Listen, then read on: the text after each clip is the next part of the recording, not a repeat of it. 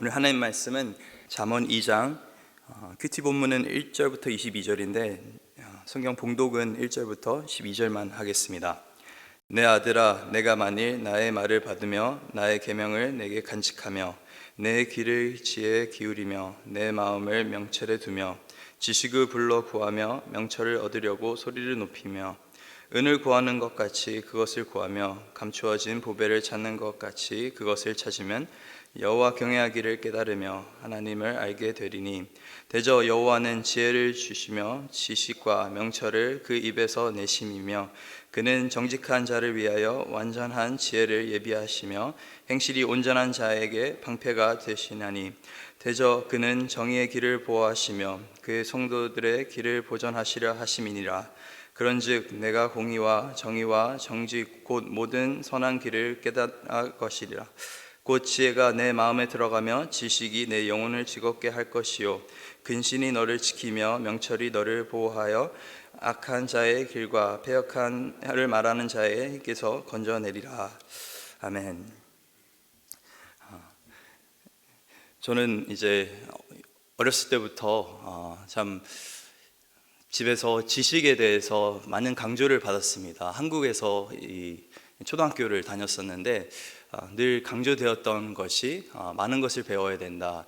그래서 이제 학교도 모자라서 학원도 이제 가게 되고 그것도 모자라서 뭐 더 많은 방법으로 더 방과후 수업 여러 가지 방법들로 참 많은 지식을 습득하기 위해서 그렇게 노력을 했던 것 같습니다.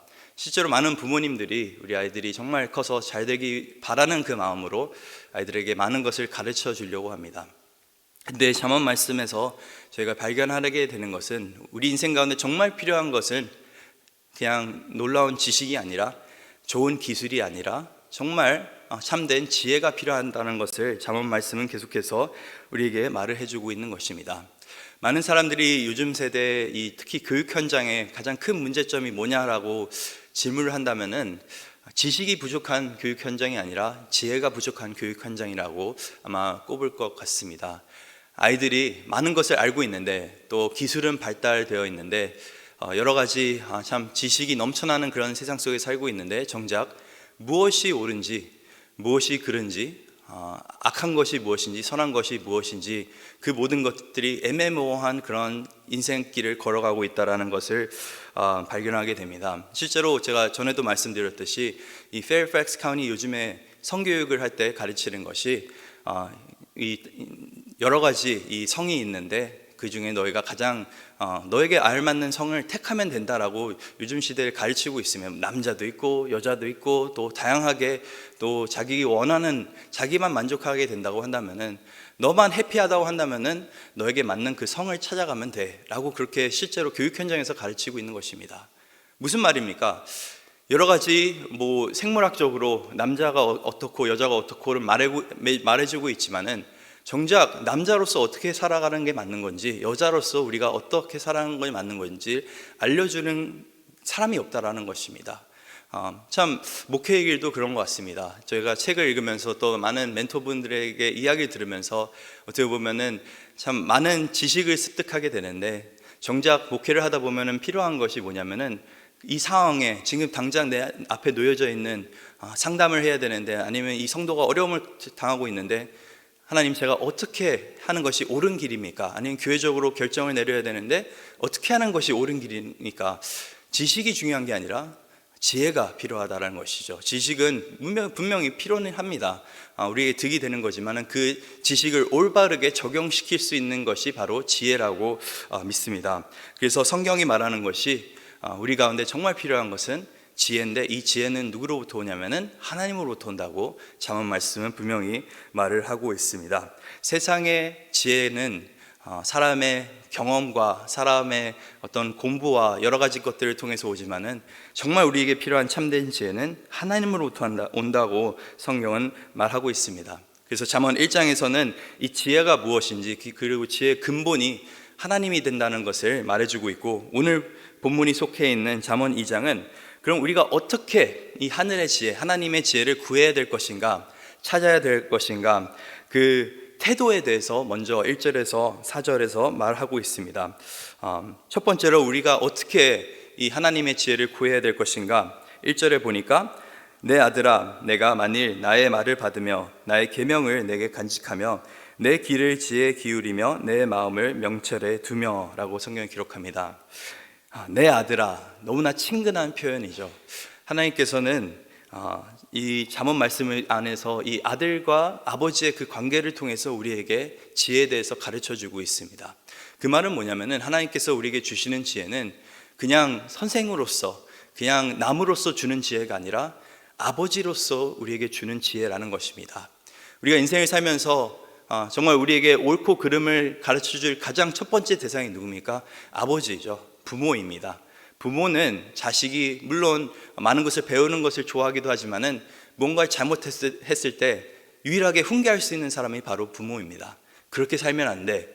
그렇게 하면은 잘못된 거야 라고 우리가 어렸을 때부터 아이들에게 가르쳐 주는 그 이유는 그 부모로서의 그 권위와 책임이 있기 때문에 그런 것이죠. 근데 하나님께서는 우리의 아버지가 되십니다. 그 아버지로서 지금 우리에게 이렇게 지혜를 찾으라고 말씀하시는 건데 어떻게 찾으라고 말씀하십니까? 만일 나의 말을 받으며 너희가 간직하며 또 귀에 기울이며 내 마음에 명철을 두며. 그래서 첫 번째로 우리가 보게 되는 것은 우리가 지혜를 구할 때는 겸손하게 구해야 되는 줄 믿습니다. 겸손하게. 2절에 보니까 지혜의 귀를 기울이라 라고 되어 있는데 전에도 말씀드렸던 것처럼 이 귀를 기울이라 라고 하는 말은 쉐마입니다. 저희가 너무나 잘 아는 동사이죠. 이 신명기 6장에도 등장하게 되는 들으라 이스라엘이라고 했을 때 이 들으라고 하는 말은 그냥 청각적으로 너희가 소리를 들으라고 하는 말이 아니라 마음으로 이 말을 새겨라 라고 하는 말입니다. 저희가 아이들을 키울 때 가장 많이 하는 말 중 하나가 바로 이겁니다. 야, 듣고 있어? 내 말 듣고 있어? 라고 하는 그 질문을 할 때 보면은 저희가 아이의 청력이 상실했을까봐 그게 걱정되어서 하는 질문이 아니죠. 정말 내 말을 귀 기울여서 듣고 있냐라고 그렇게 질문을 하고 있는 것입니다. 그 말은 뭐냐면은 그냥 소리를 듣는 것과 말을 귀 기울여 듣는 것은 큰 차이가 있다라는 것입니다. 왜냐면은 이 그냥 소리에 그냥 소리를 듣는 것 정도는 물론 우리가 그 소리를 듣지만 한 귀로 듣고 또 한 귀로 흘려보낸다는 그런 표현도 있죠. 우리 삶 가운데 아무런 영향을 끼치지 않습니다. 하지만 우리가 귀를 기울여서 무언가를 듣게 된다면은 우리가 그것을 취하고 또 삶 가운데 적용하게 되는 것을 볼 수가 있습니다. 그래서 이 정말 귀 기울이는 그 태도, 귀를 기울인다는 것은 또 굉장히 겸손한 태도인 것입니다. 왜냐하면 우리가 많은 경우 귀를 기울일 때는 두 가지 이유로 저희가 귀를 기울입니다. 첫 번째는 정말 이것이 중요하기 때문에 우리가 귀를 기울입니다. 이것이 별로 중요하지 않다고 생각한다면은 우리는 그렇게 참 우리의 관심을 두지 않는데 정말 내 앞에 말하고 있는 이 사람이 중요한 사람이고 나에게 중요한 말을 하고 있구나라는 생각이 들면은 우리는 자연스럽게 귀를 기울이게 됩니다.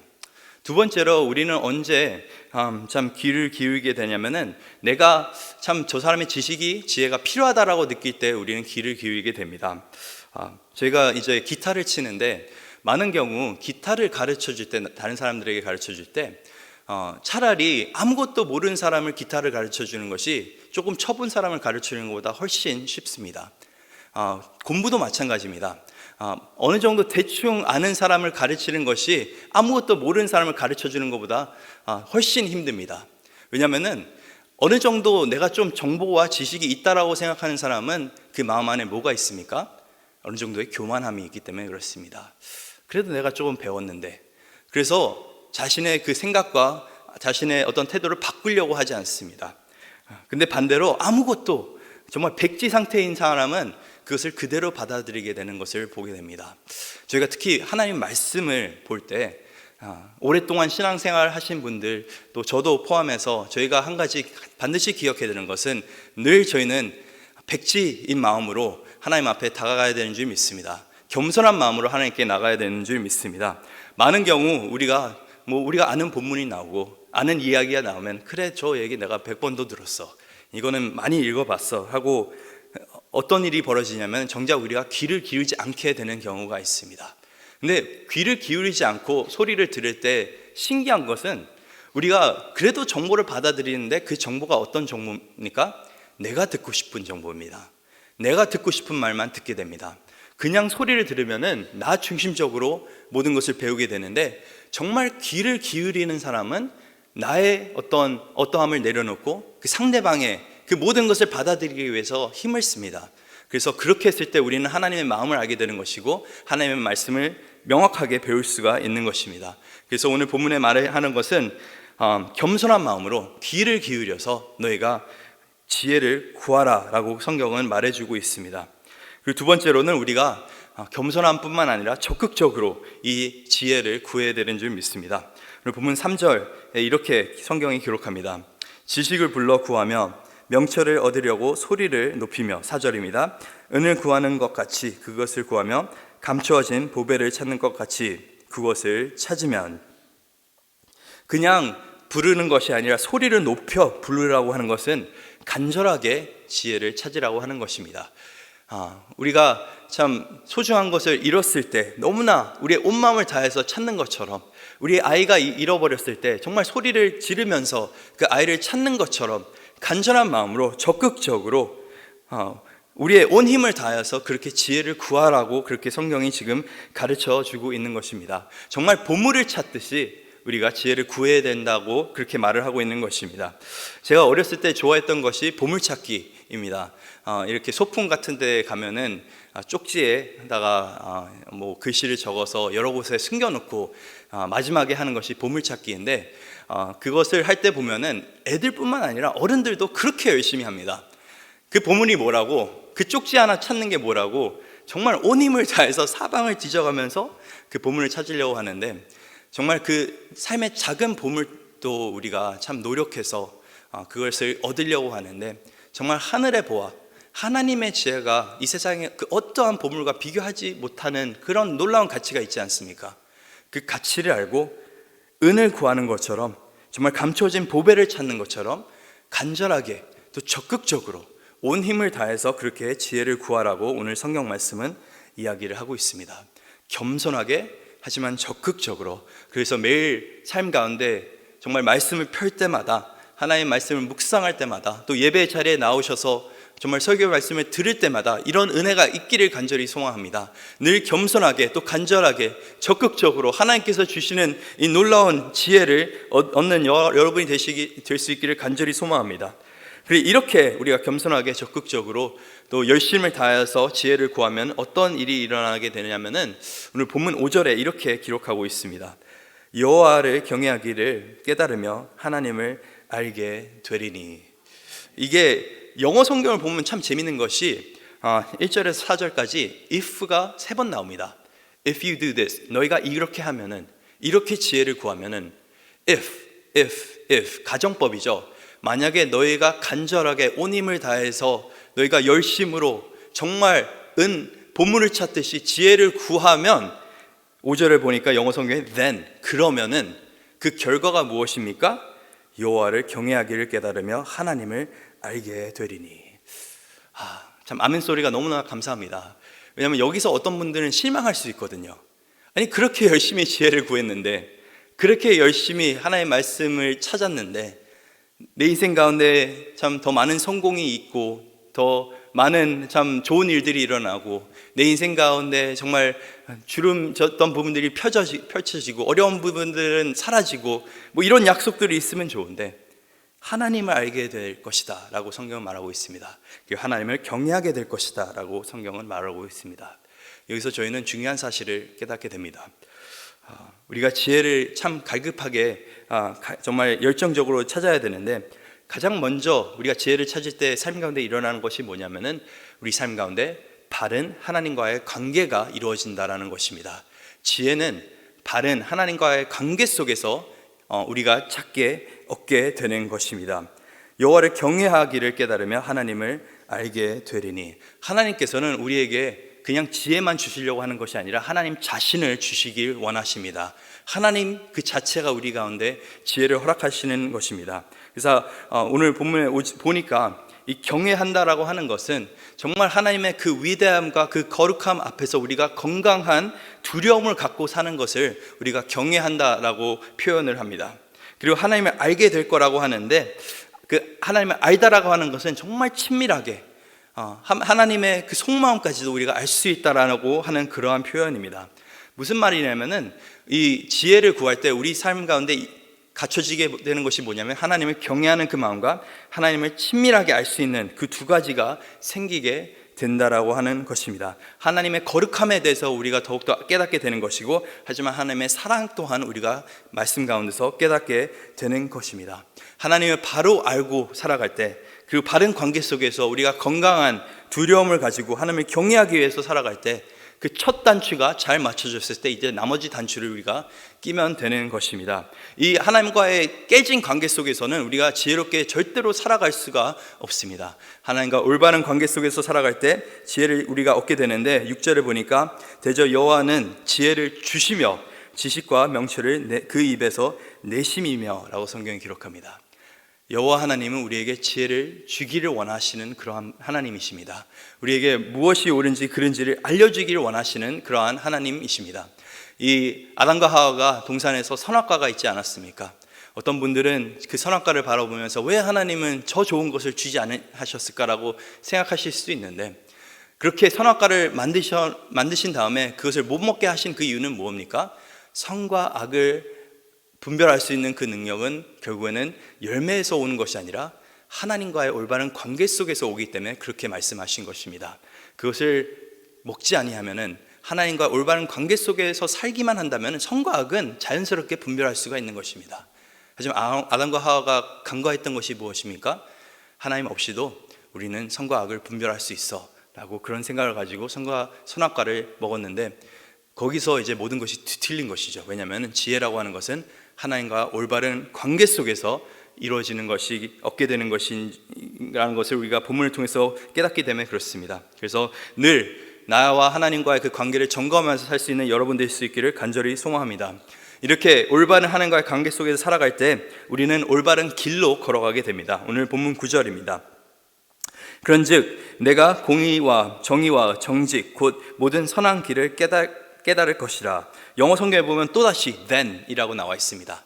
if 그 다음에 이제 그 결과가 이렇게 살아갈 때, 지혜를 간절히 찾을 때, 첫 번째는 하나님과 올바른 관계 속에 살아가게 되고, 두 번째는 바른 길, 모든 선한 길을 너희가 깨닫게 될 것이다 라고 성경은 말하고 있습니다.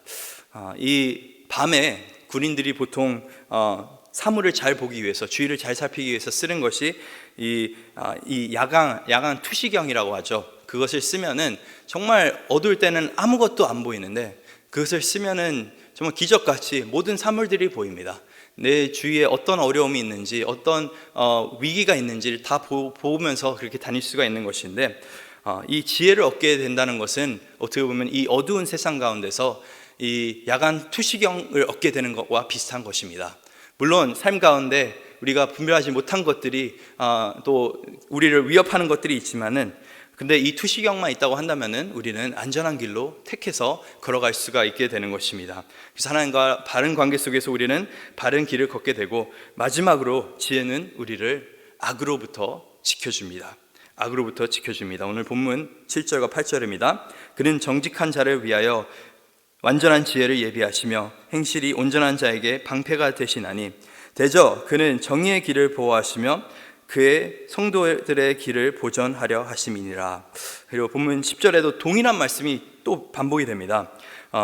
곧 지혜가 내 마음을 들어가며 지식이 내 영혼을 즐겁게 할 것이요 근신이 너를 지키며 명철이 너를 보호하여.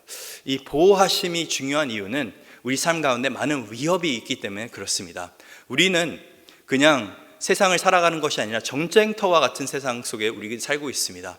매일같이 사탄은 우는 사자처럼 우리를 집어삼키려고 달려든다고 성경은 말하고 있습니다. 매일같이 우리 주위에 악인들이 우리를 그 악한 길로 끌어들이기 위해서 노력하고 있다고 성경은 말하고 있습니다. 매일같이 우리 잠언 말씀에 계속적으로 등장하는 이것이 음녀라는 하는 이 사람인데, 음녀가 계속적으로 정말 악한 대로 또 죄된 곳으로 유혹하려고 하는 그 놀라운 유혹들이 세상 가운데 있다는 것을 우리는 반드시 기억해야 됩니다.